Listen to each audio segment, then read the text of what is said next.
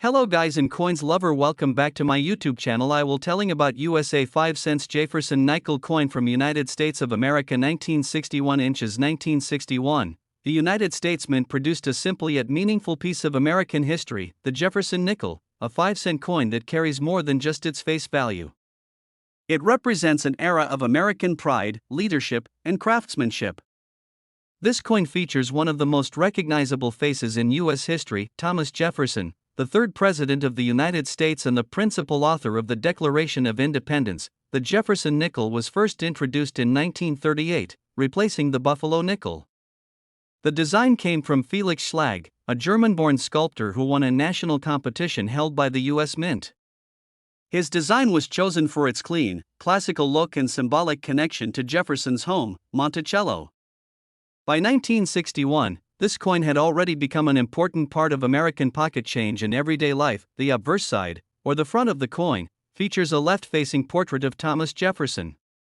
Around the top edge, the words "In God We Trust" are boldly inscribed, along with liberty and the date, in this case, 1961. The detail of Jefferson's face in this design shows strength, wisdom, and leadership qualities that perfectly represent the founding father. On the reverse side, we see Jefferson's famous estate, Monticello, located in Virginia. The building is centered beautifully with the word Monticello inscribed just below it. Underneath, the coin reads 5 cents and United States of America. Across the top arch, the words E pluribus unum, meaning out of many, one, is symbolize unity across the states. In 1961, these nickels were minted in 2 locations, Philadelphia and Denver. The coins made in Philadelphia do not have a mint mark, while those struck in Denver carry a small D mint mark on the reverse side to the right of Monticello. The composition of the 1961 Jefferson nickel is 75% copper and 25% nickel. Each coin weighs 5 grams and has a diameter of 21.2 millimeters. Although it may seem ordinary today, this small piece of metal holds a story from a significant period in American history, the early 1960s, when the United States was emerging as a global leader during the Cold War and space race era. When it comes to value, most 1961 nickels are still worth only a few cents in circulated condition. However, collectors value coins in mint or proof condition. A regular 1961 Jefferson nickel from Philadelphia or Denver in average circulated condition might be worth around 10 to 20 cents. But uncirculated coins, especially those with sharp details and brilliant luster, can be worth several dollars. The rarest and most valuable examples are those with proof-like surfaces or special errors such as die cracks, double strikes, or misaligned mint marks. Proof versions, made at the Philadelphia Mint, were specially struck for collectors with a mirror-like finish and deeper details. A pristine 1961 proof nickel can sell for $10 to $20 or more depending on its grade. Collectors today seek the 1961 Jefferson nickel not only for its potential value but also for its classic design and historical importance. It's a reminder of America's founding ideals, expressed through the image of Jefferson and his Monticello home. More than 60 years later, the Jefferson nickel continues to be one of the longest-running coin series in U.S. history. It's still in circulation today, connecting generations of Americans through its timeless design. So, if you come across a 1961 Jefferson nickel, take a closer look.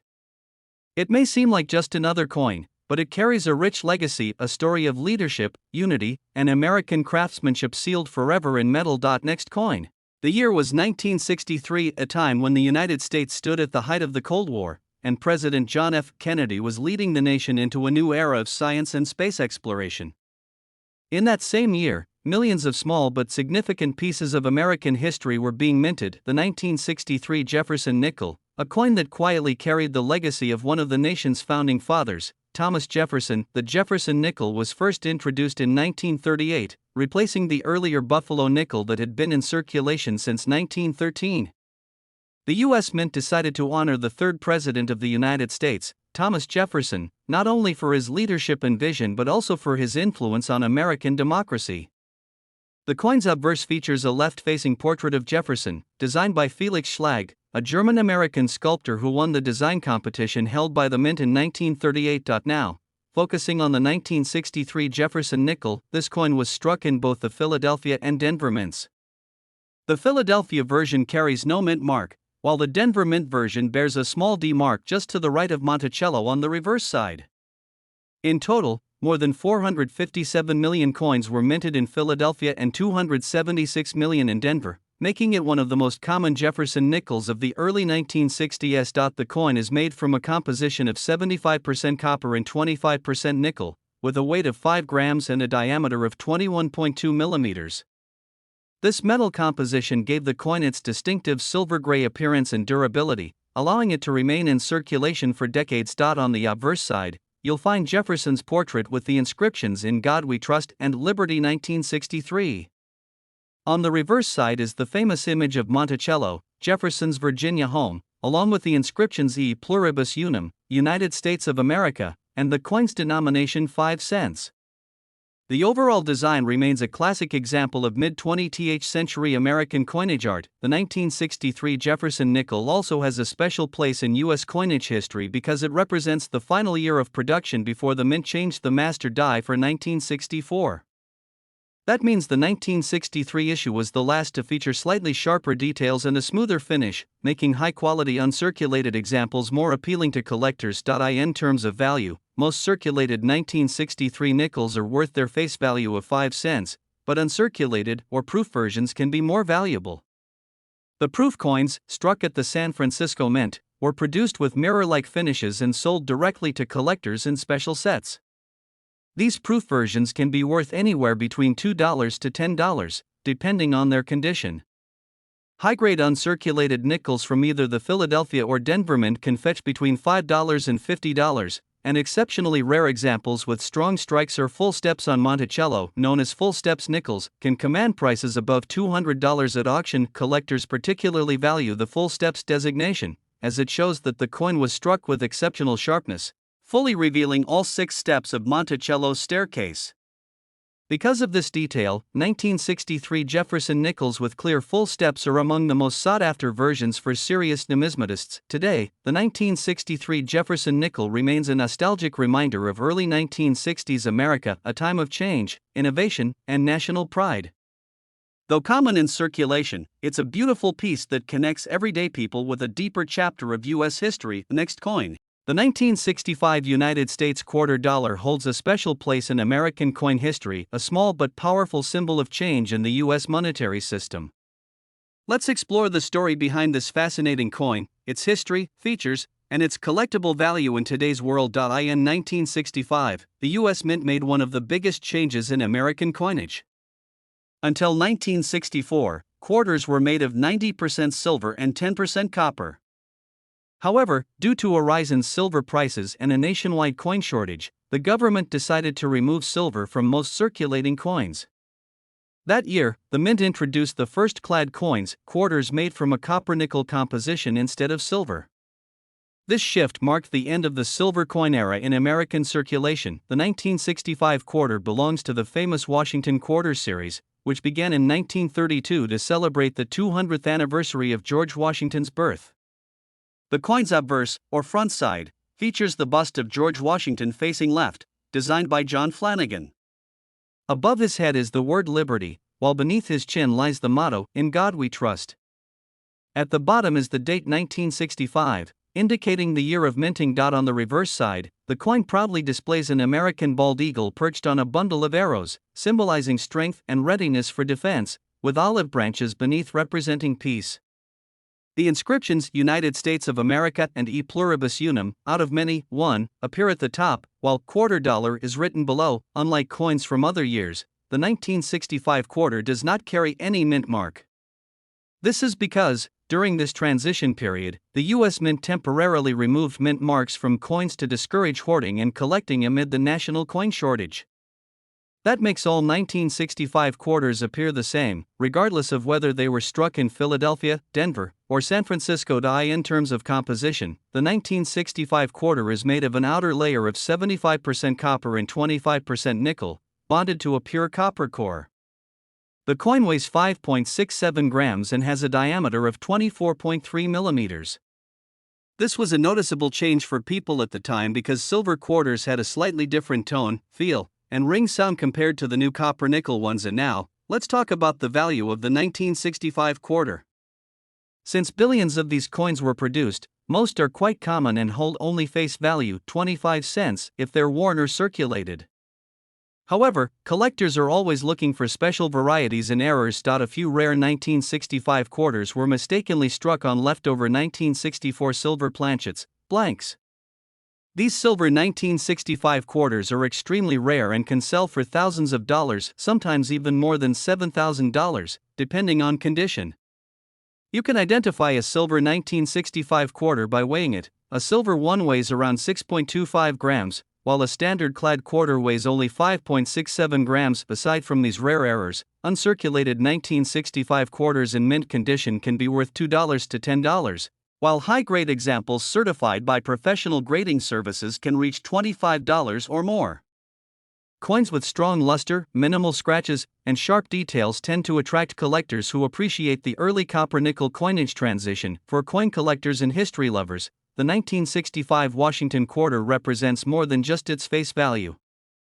It marks the turning point between America's silver legacy and the modern era of base metal coinage. It's a small piece of history that shows how the U.S. adapted to economic challenges while continuing to honor its national heroes and symbols. So, if you ever come across a 1965 quarter, take a closer look. Check its weight and shine. Who knows, it could be one of those rare silver transitional errors worth a small fortune.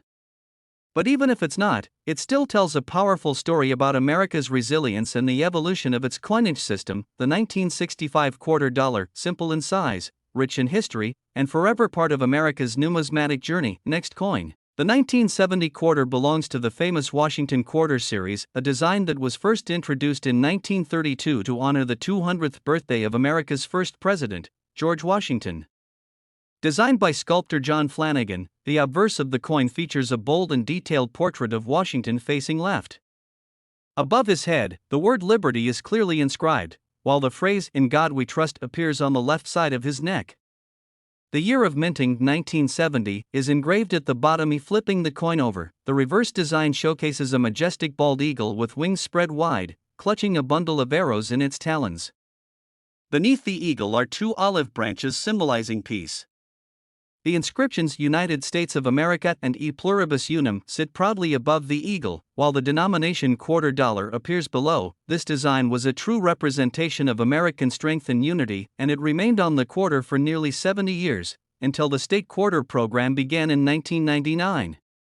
But the 1970 edition stands out for more reasons than just its beauty. It's also tied to some of the most interesting minting stories in U.S. coin history. The 1970 quarters were struck at two main mints, Philadelphia and Denver.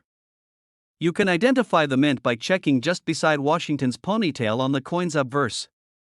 A small letter D indicates the Denver mint, while the absence of a mint mark means it was produced in Philadelphia. In 1970, millions of these quarters were minted, over 136 million at Denver and about 136 million at Philadelphia, so at first glance, the coin might seem common. But don't let that fool you. Among these regular strikes, a few rare varieties and mint errors have made certain 1970 quarters extremely valuable to collectors today. One of the most famous and sought-after varieties is the 1970 proof quarter struck over a 1941 Canadian quarter. This was an incredible minting mistake where leftover planchets from a foreign coin were accidentally used to strike new U.S. quarters. Only a few of these are known to exist, and one example reportedly sold for more than $35,000 at auction. Another valuable variation is the 1970 proof quarter itself, even without errors. These proof coins were specially made at the San Francisco Mint for collectors. They feature sharp details, mirror-like finishes, and were never meant for circulation. If you find one in perfect condition, it can be worth anywhere from $5 to $25, depending on quality, and much more for rare varieties. As for the regular circulation strikes, their value mostly depends on condition. A 1970 quarter in heavily circulated condition is typically worth its face value, 25 cents. However, uncirculated examples, especially those with strong luster and no wear, can fetch $5 to $15 among collectors. If you're lucky enough to find a coin graded mint state 65 or higher by a professional grading service like PCGS or NGC, the value can reach $30 or more. And if it has an error, such as an off-center strike, double die, or planchet flaw, it could be worth hundreds of dollars or even more. depending on rarity and collector demand. The composition of the 1970 quarter is another key feature to note. Earlier quarters, minted before 1965, were made of 90% silver and 10% copper. But by 1970, the U.S. Mint had switched to a copper-nickel clad composition due to the rising price of silver. So, the 1970 quarter consists of a copper core layered with nickel, giving it that shiny, silver-like appearance but with no actual silver content. Collectors today still treasure these coins for their historical significance. The early 1970s represented a time of transition in American coinage. The country had just moved away from silver, and new minting technologies were being tested. This makes the 1970 quarter a symbol of both modernity and tradition. If you're checking your coin collection or old change jars, make sure to look closely at your 1970 quarters. Examine both sides under good lighting. Look for proof-like finishes, any unusual mint marks, or doubling in the lettering in numbers. Small variations could mean the difference between an ordinary coin and a hidden treasure worth thousands. For those who collect coins as a hobby or investment, the 1970 quarter is a great addition to any Washington quarter set. Its beautiful design, historical context, and potential for rare errors make it a standout piece in U.S. numismatic history. In summary, the 1970 state quarter dollar coin from the United States is more than just 25 cents. It's a piece of art, a slice of history, and in some rare cases, a small fortune waiting to be discovered. Whether you have a common circulation piece or a rare mint error, each coin tells a story of America's craftsmanship and evolution in coin design.